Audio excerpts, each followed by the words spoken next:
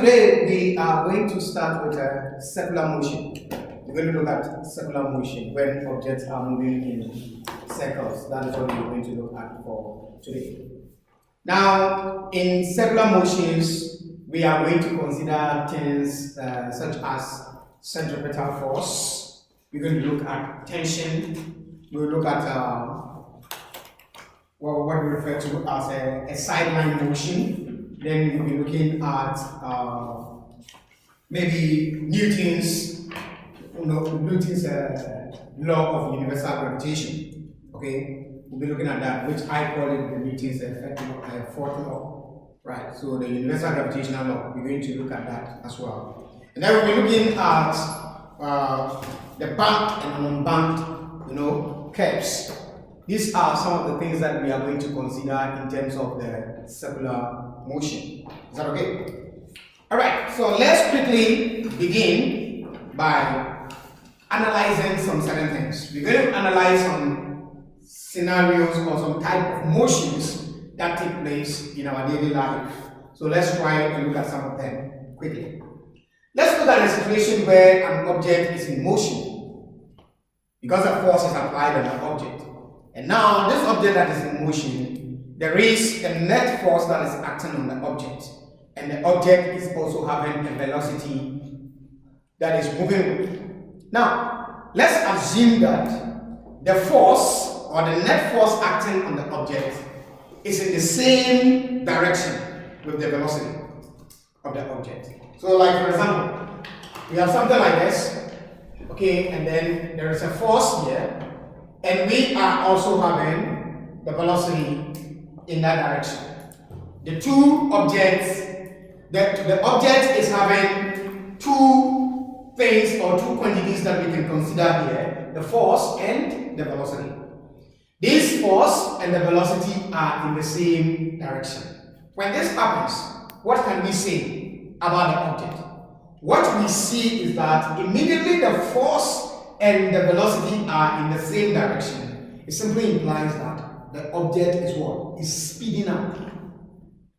The object is speeding up.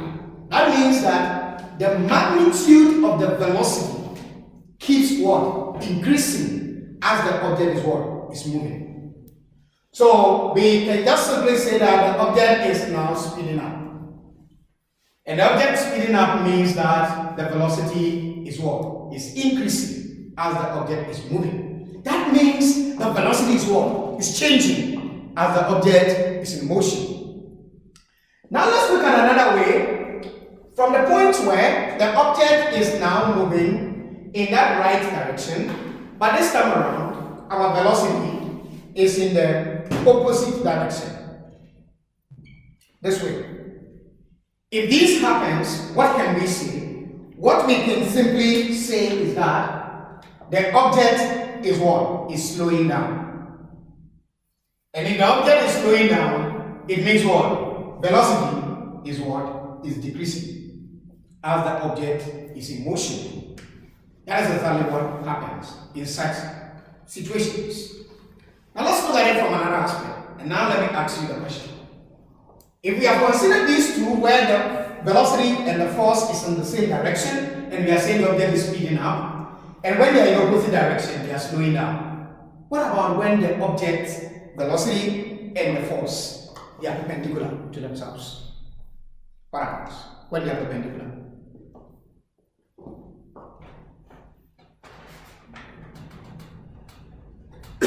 I'm listening to you.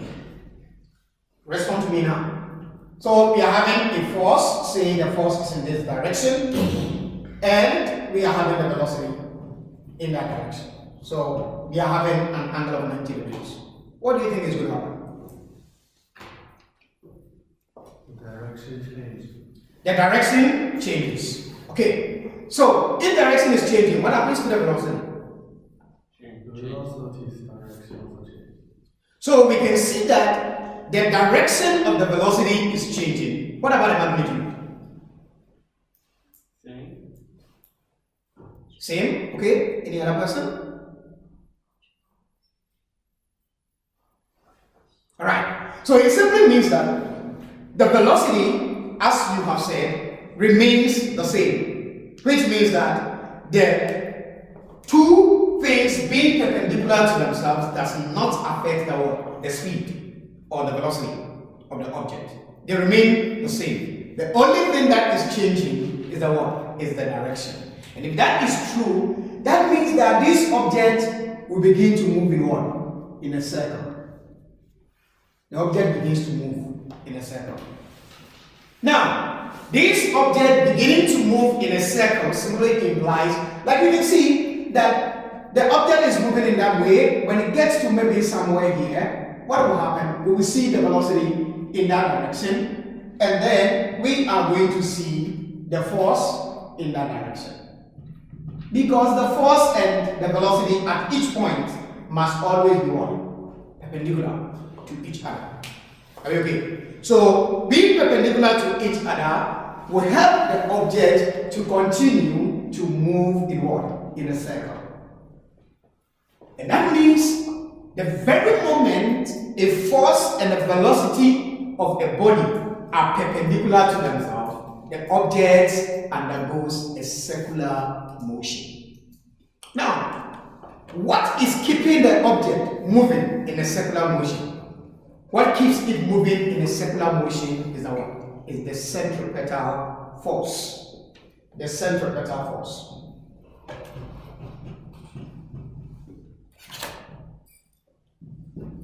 So what then? The question is, what is a centripetal force? What is a centripetal force? Anybody? The force that is perpendicular to the velocity. Force perpendicular to a velocity. Okay, yeah?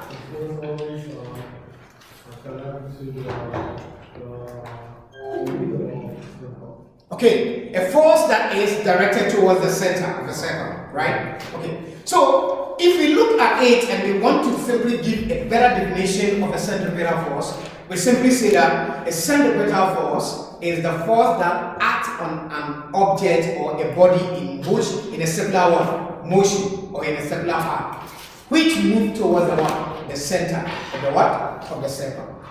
That means that the centripetal force is always moving where? Towards the center of the circle. Are you okay? So we've gotten one thing there, that we have noticed that the centripetal force is always keeping the object moving in a circular path, and it is always directed towards the center of the circle. Are you okay? Good. Now let's look at it. Object is now moving in a circle. Object is moving in a circle. Okay, good. Now, this object moving in a circle, let's assume that the object started from here. If the object completes one particular circle, completing one circle, we say that the object has made what? One complete oscillation. Are you okay? So in a circular motion, there are things that we need to look out for. Number one, there is a term that we need to look out for, which we call what? The T. And T means what? Period. The period of oscillation. And what is the period? Period is simply means the what? The time it takes the object to complete what? One circle. The time it takes the object to complete what? One circle. That is the one, the period. Why we have what is called the frequency. That frequency is the number of circles made per second. So here is the number of circles completed within a second. Okay, number of circles per second. Per second. Why this is the one? The time it takes to complete what? One cycle or one oscillation, to make one oscillation. That is the one, the period. Are we okay? So therefore, our frequency is always, the frequency is simply 1 over the what? The period. And that is the formula. And if that is true, it simply means that the period is also what? 1 over the what? the frequency. We can always interchange and then solve for whichever one that we are given to solve. Are we okay? Good. Things now that we need to see is for centripetal force. Centripetal force is not just maybe one particular type of a force. Several things can act as a centripetal force. And in this lesson, we are going to consider two things that can act as a centripetal force. And then in our subsequent lessons, we'll look at other things that can be considered as well a centripetal force. The first thing that we will consider as a centripetal force is what we refer to as what? Tension. A tension can act as a centripetal force. In what scenario can a tension act as a centripetal force? If I have like a ball, and then there is a rope that is attached to this ball. If this ball begins to move in a circular path just by holding the rope to rotate this, you can see the force that is keeping this moving in a circle is the force that exists in the what? In the rope. And that force is what? Tension. Therefore, the tension in this situation is served as the what? And the centripetal force. Are we okay? Because that is the force that is keeping the object moving in what? In a circular path. So, we can also look at another situation where we are considering, okay, yeah, you have a question? Yes, Yeah. because there is a force pulling the ball. Then why won't the ball travel to the center? Like it's traveling closer to the center. Which force that is pushing the ball? Pulling the ball, because there is a centripetal force that is connecting the pivot and the ball. So since there is a force, why isn't the ball moving towards the center? That is the force that is keeping it to move in a circle, and that is the what? The tension force that is existing in this ball. Because now, what we have is just the rope, okay? And it is only the rope that is what is applying the force on this ball. And that is what is making the ball to move in what? In a circular path, in that way. So that force is a centripetal force, and it is being provided by what? By the tension. And it is not going towards the center because that force is what? Acting towards the center. By the definition of what? A centripetal force. Alright, let's look at another thing that we have to consider. Let's assume that this is the Earth. Okay, and now we have the moon here. What we were told, or what we know according to science, is that this moon is always orbiting around the world, around the Earth. Right? So what is making the moon to be able to orbit around the Earth? That is the question that we should ask ourselves. If you look at this, there is a force that is being exerted by the what? By the Earth. On the what? On the moon. So the moon is experiencing a force from the what? From the Earth. And the Earth is also experiencing a force from the what? From the moon. These two are exerting a force on each other. They are applying force on each other. These forces are equal in magnitude, but they are opposite in direction, according to Newton's what? Third law. Right? Now, these forces that are being applied by each of these forces, what is that force here in this situation? What is that force? What force? Attraction. Attraction. Which attraction? Sorry? Gravitational. That is the what? The gravitational force. So the gravitational force is here, and there is also a gravitational force from here. These two forces are equal but opposite in direction. So we can see if the moon moves to the side here, if we have the moon here, immediately, or maybe let me continue to use the black. Okay, alright. So if the moon moves here, what happens? The moon is supposed to have a velocity which is moving in this direction, and then there is a force which is moving in that direction. If this force is not there, what is going to happen is that the moon is going to do what? Travel that way and disappear without we see. But because there is a force that is from the earth, that force keeps pulling the moon, and instead of the moon moving in a horizontal direction, which is in the westward direction, what will happen? It will rather cause it to move in the what? In the south direction.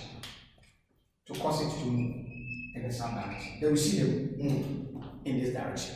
And immediately the moon moves here, then we will see that the force will be in this direction, while our velocity will also be in this direction. It will continue in that order, and then you see the moon coming this way, going that side, and it will continue to move in circle. Are we okay? So it is that centripetal force that is causing the object to move in a circle. So in this situation here, what is acting as the centripetal force? The gravitational force. Which means that if you can see what I did for you, or from what I explained to you, in here we saw the tension acting as the centripetal force. Here we are seeing the gravitational force acting as the what? As the centripetal force. So it simply implies that we don't actually have a centripetal force as a particular type of force on its own. Different things or different forces can act as what? A centripetal force, depending on the what? On the situation or the scenario of motion. Are we okay? Good. Let's try and consider something differently. So, if we look at this, it simply means in a planetary objects or in a planetary bodies or planetary motions, the gravity serves as our centripetal force. Are we okay? Now let's look at something. We are going to consider different types of circular motion, or we have different types of circular motion. Now if you look at what we have just spoken about, what we have established here is that in a circular motion, velocity is constant. Velocity is constant, but our direction keeps changing. Right? Good. If that is true, then we are going to consider two types of circular motions. We are going to have what we refer to as a uniform circular motion and what is called non-uniform circular motion. First, let's consider the uniform circular motion. Uniform, what is the meaning of that word? Uniform to you. So uniform simply means that our velocity is constant, or our velocity is not what? Changing. Right? But what is velocity? Velocity is a vector quantity.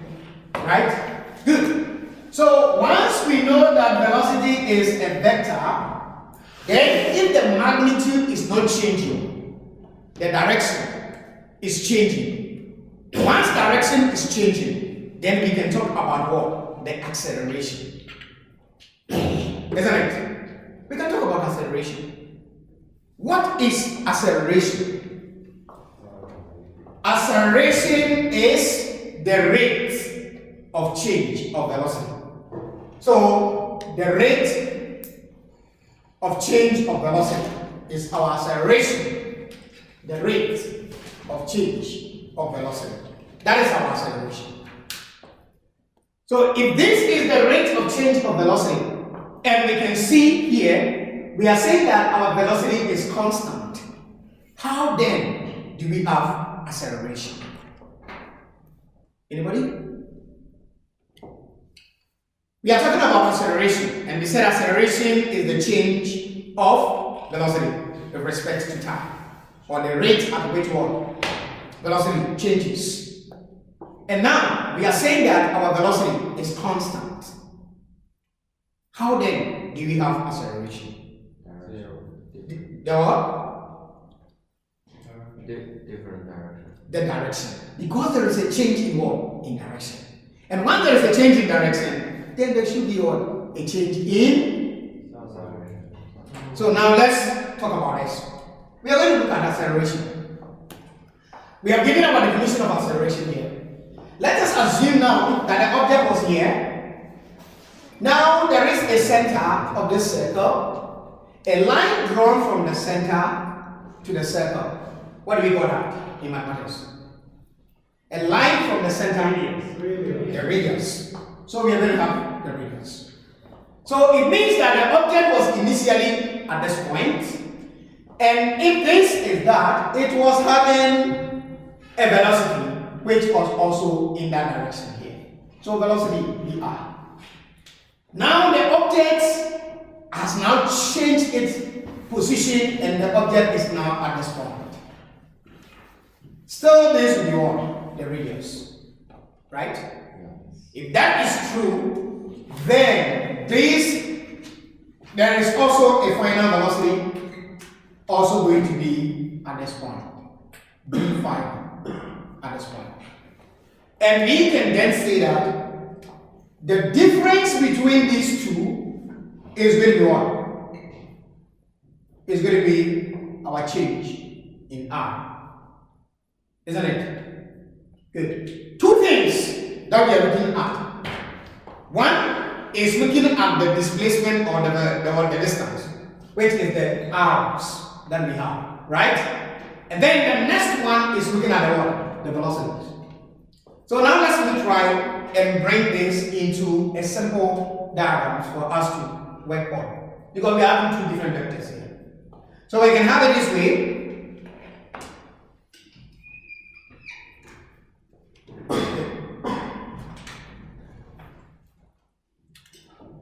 I have this vector, which I'll call this changing R. So this is R and this is R. And then I am having this, which was going that way, and then later downwards. Okay? V and V. And this is going to be the resultant. So that is going to be my change in V. If you look at that, this and this, though my drawings are not that accurate, so let me just try and make it more accurate for you to understand exactly what I am going to do here. Because I'm going to apply something like V, and this is the change in V. If you look at these two triangles, what can you say about the two triangles? They have the same. So it means they are what? They are similar. Right? Good. If they are similar, then what can we do? We can apply the similar triangle rules to solve the problem. Right? Yes. We can just simply say that our change in V over V will be equal to the change in R over what? The R. Right? And if this is true, what can we say? What we can say is we were trying to make what? Change in V the subject. Why? Because we are looking for acceleration. And we are told that acceleration is the rate of change of velocity with respect to time. So, the rate of change of velocity, therefore, I'm going to look for the change in velocity, which is going to be what? V multiplied by what? Change in R over what? R. This is it. Right? Beautiful. Let's go back. Let's substitute this value into the acceleration. And let's see what we are going to have. If you do that, we're going to have our acceleration to become the change in V is now V change in R over R, okay? Change in R over R, and now we are going to also divide it by what? Divided by change in T. With this, mathematically, we can write this as this. V change in R, okay? This multiplied by what? The whole thing here, look at it. We multiply this by that, and then we have this.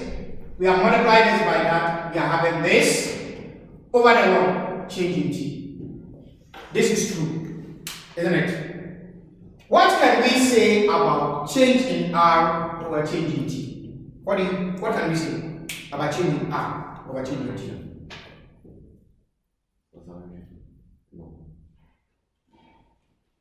Yeah, anybody? What can we say about change in R over change in V?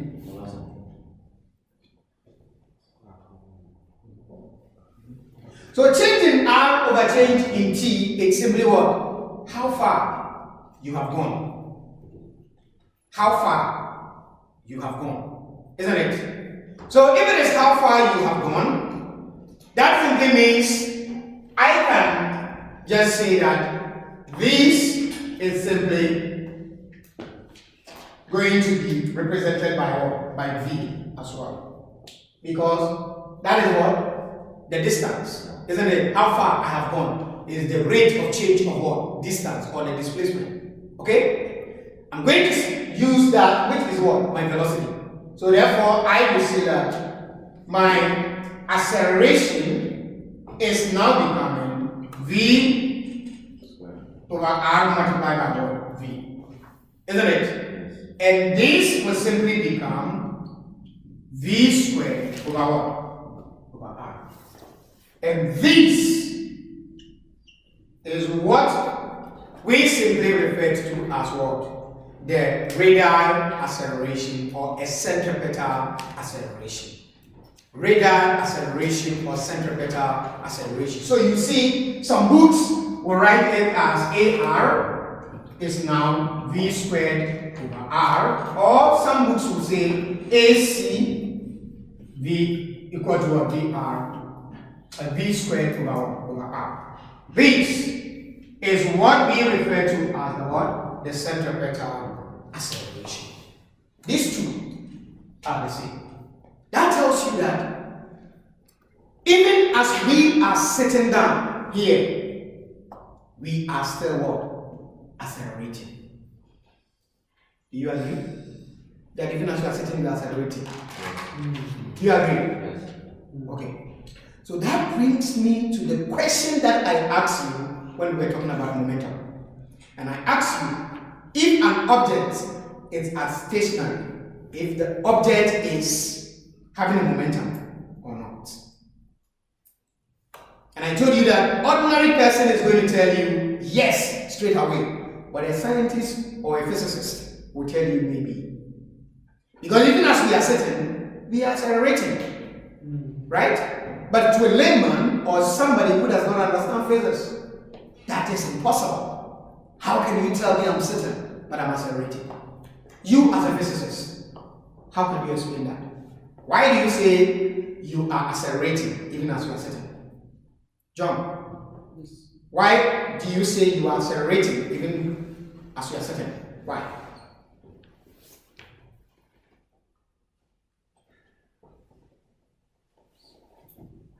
Yeah, Tony? Because we are on the Earth and the Earth is orbiting, and so our velocity is changing, so we are not, so we have. Okay, very good. You can see we are on the Earth, and the Earth is what? Orbiting around the what? Around the sun. So if the Earth is orbiting around the sun, the very moment we can see that the Earth is orbiting, it means that we are also, so if the Earth is having an acceleration, then we are also having acceleration. Okay? Beautiful. Alright. So that is it. This is what refers to as the centripetal acceleration or the radar acceleration. Later on, we are going to look at another one that we call the tangential acceleration. We'll look at that in the next lesson. We'll be considering that as well. And then we'll be looking at what? The non-uniform circular motions as well. Okay? Good. Yes. Right. Any question? You okay?